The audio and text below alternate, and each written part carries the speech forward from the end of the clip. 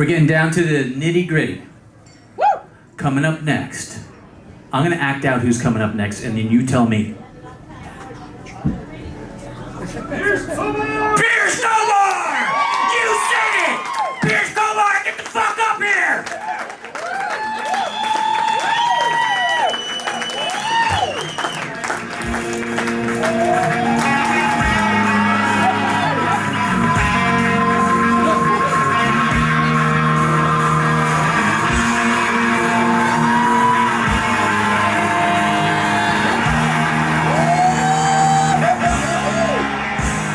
I am Pearce motherfucking Cobarr. Yeah! And I will spell my name any goddamn way I please. If you weren't here when the show started, if nothing else, maybe we've just limited the number of playdates that happen at our house. Hello, Vashon. Hello. Oh, it's good to be here. And some of y'all are saying, Pearce Cobarr, didn't we just see you? Weren't you just... Yes, I have been dabbling in some of the other performing arts. But I learned a valuable lesson. You can make a lot of money as a sexy comic. But you know you're shopping at Payless when they start calling you that funny stripper. Yeah, I'm not doing that again. And I could use a little help getting my tetherball back from that pole. Somebody tall. But I had to try it. I mean, y'all have seen that big sign over town? That one with the big flashing lights, all gaudy. New daycare. Bad credit, bad kids, no problem. No. Not that sign. I'm talking about the sign that's down on First Avenue in Seattle near the ballparks, the one that says, girls, girls, girls. Wednesday night is amateur stripper night. Woo! Yeah, so I learned that the amateur strippers have to pay a $20 entrance fee to dance up on that stage on stripper night. I know, I asked a friend of mine, who would pay $20 to go up on that stage on amateur stripper night and strip? And she goes, I don't know, Pearce. Which is what my friends say when they've been left alone with me by other friends. I don't know, Pearce. Maybe someone who's just checking things off her bucket list. And I'm thinking, I think I understand the concept of a bucket list. It's comprised of major milestones, big achievements you want to fulfill before you die. Dear Make-A-Wish Foundation, my name is Kaylee. My wish is to dance at the VU on amateur stripper night. Thank you. All cancer-riddled Kaylee wants to do is one trip to the Deja Vu for amateur stripper night with her family and a handful of strangers with really low expectations. You go, Kaylee.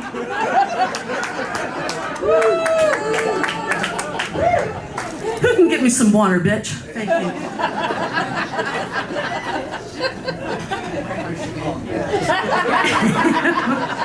Thank you.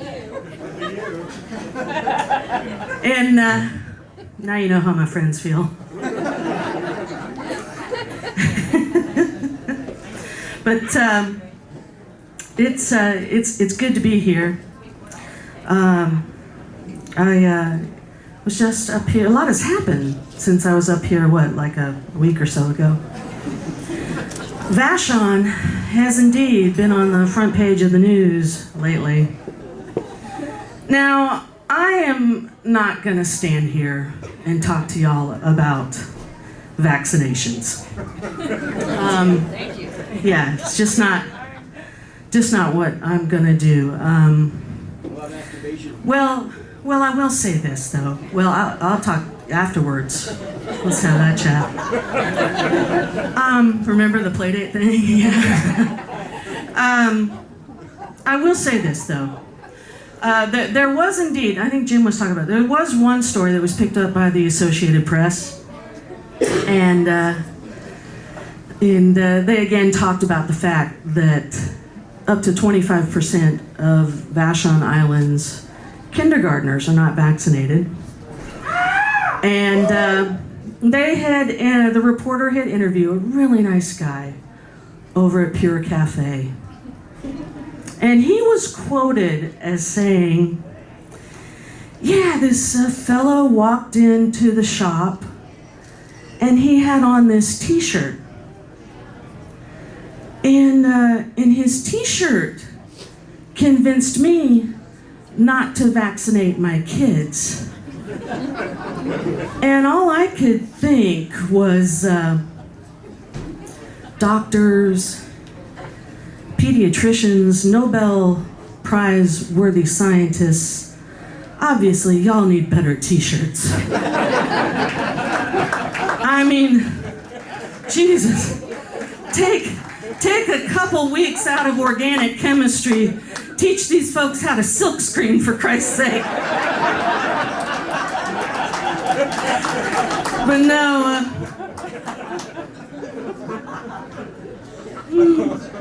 that actually is not the news story that I want to talk to you about tonight. The news story I want to talk to you about tonight is even bigger, even more controversial. Whoa. I know. I'm going to say 2 words. But first, is there anybody here that doesn't live on the island? Show of hands. Oh, one. It is Friday night. They'd have better things to do wherever they come from, right? One couple. What's your name? Emily? Emily, where do you live? Olympia. Awesome. Well, Emily from Olympia, I'm going to say 2 words. And after I say these 2 words, we're going to see how the audience responds, and you'll get a sense of just how sensitive this issue is on our island. Okay, you ready, Emily? Everybody ready?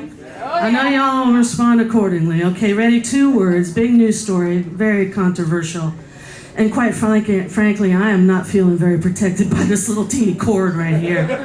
Feeling kind of vulnerable. I'm wondering if maybe I shouldn't use Emily as some sort of human shield. All right, ready?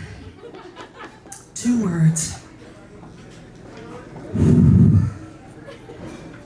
Quilt Shop.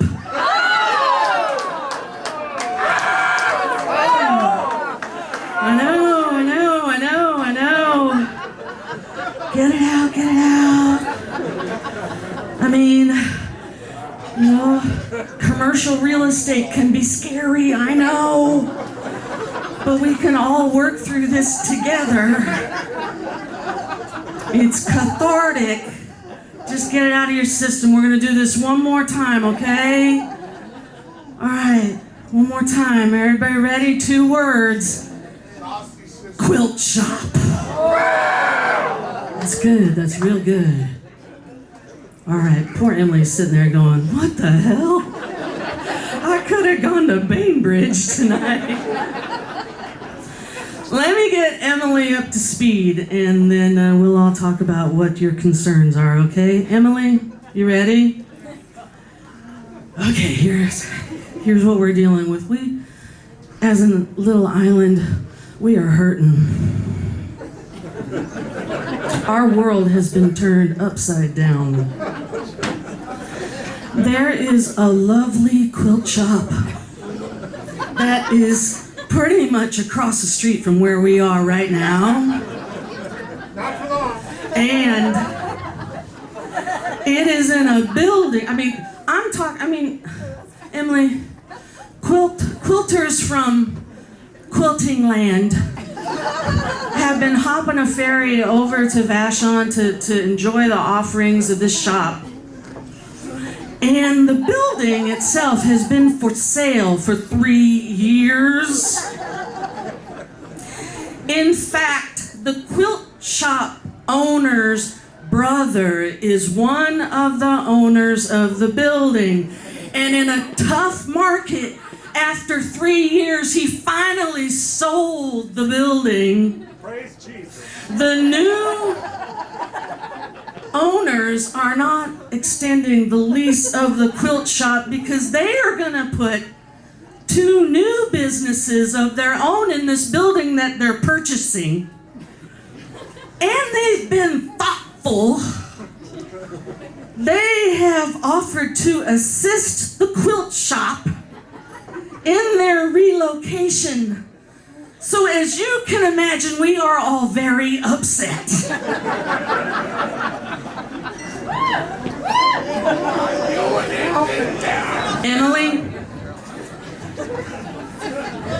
Emily, you still look a little confused.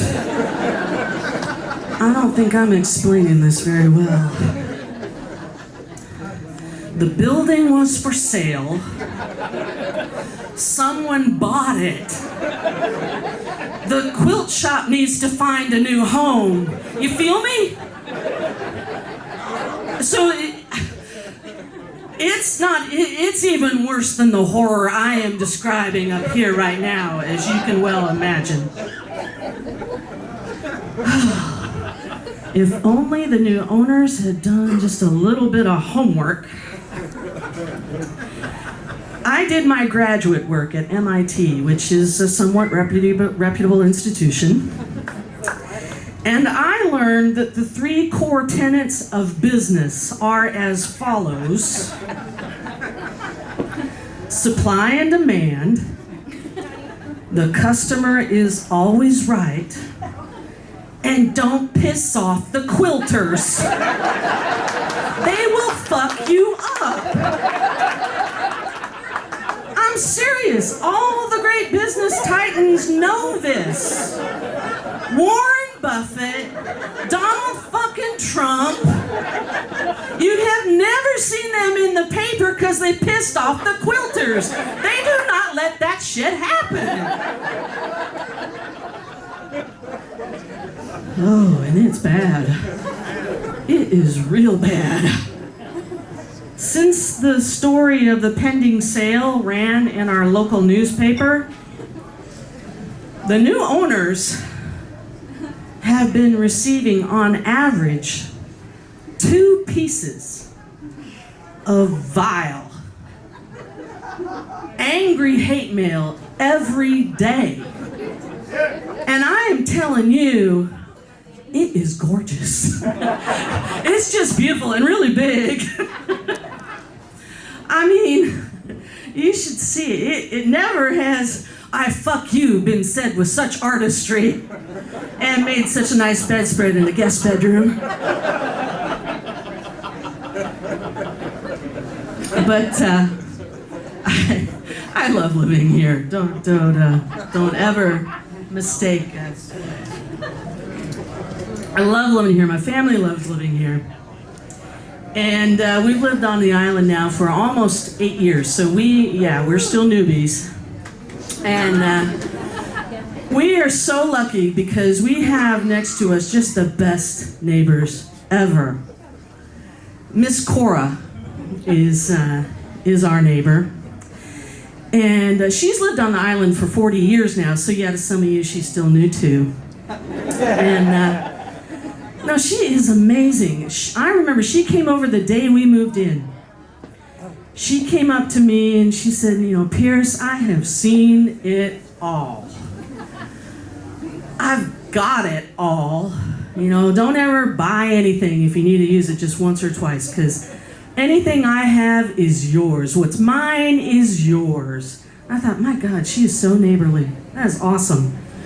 And as luck would have it, not 2 days from when we moved in, we experienced one of our first island windstorms. We had trees come down, we had debris and branches everywhere. I had to clean shit up. And to be honest, I don't like to borrow things. I don't like the added stress of the assumed responsibility that comes with that kind of thing. But I went to Miss Cora because, she'd been so kind, and anybody that kind, I am going to accept help from someone when they say they really mean it. So I went over to Miss Cora and I was like, Miss Cora, can I please borrow your wheelbarrow? I haven't had a chance to buy one for myself yet. And she was like, well, I don't know. Last time I lent out my wheelbarrow, it just didn't come back the same way again. Just didn't work quite right. And I'm thinking, my God, she just the other day said, I could borrow anything. And how the hell do you fuck up a wheelbarrow? It's got like one moving part. But I didn't want to put her out. And she's like, no, you can borrow it. It's all good. I just wanted you to know. So almost just to make sure that I reinforced her generosity, I did borrow her wheelbarrow. And I made damn sure I got it back to her the very next morning. Pristine, in perfect working order. And I made sure I put a little air in the tire, put some wood in the barrow.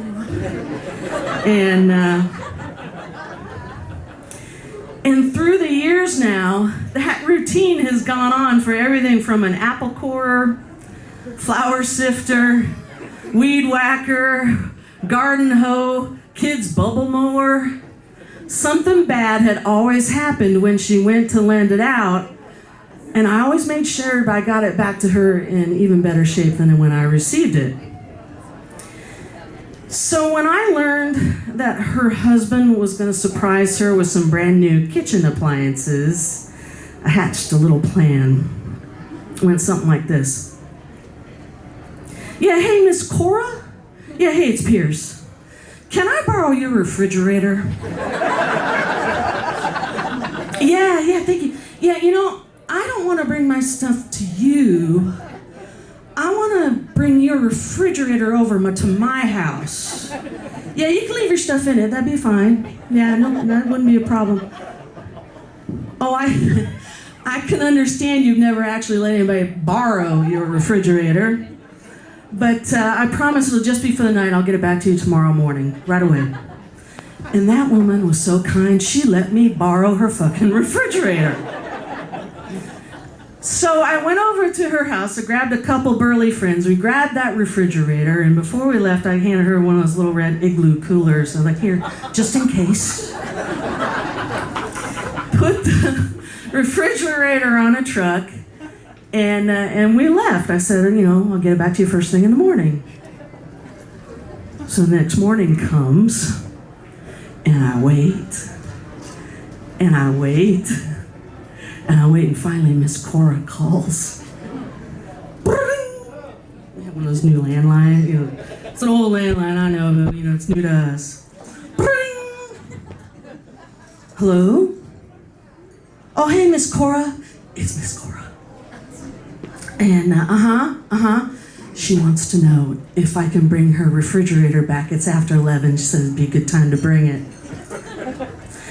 People, this moment is like over 7 years in the making, right here. Just about as long as this joke, so hang with me, okay? Yeah, Miss Cora, about your refrigerator, there's just one little problem. It's missing. Yeah, I don't know. I've looked everywhere, and I'm sorry, I just don't know what happened to it. I don't know where it is.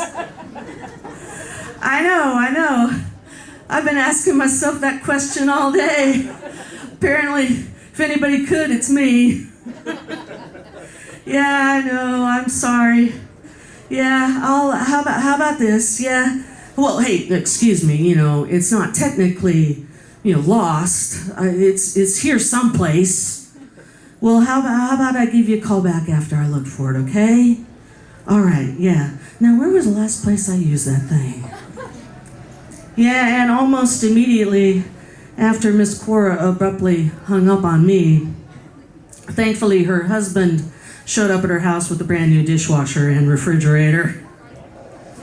Yeah, Miss Cora's not here tonight. Something about a 35-foot perimeter.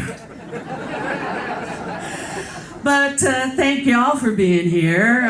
Vashon friends and family, I love you. Thank you so much. I'm Pearce Cobarr. Here's to a great rest of your night. Pearce Cobarr, keep clapping. Pearce, mother-sucking Cobarr. That's some good shit, man.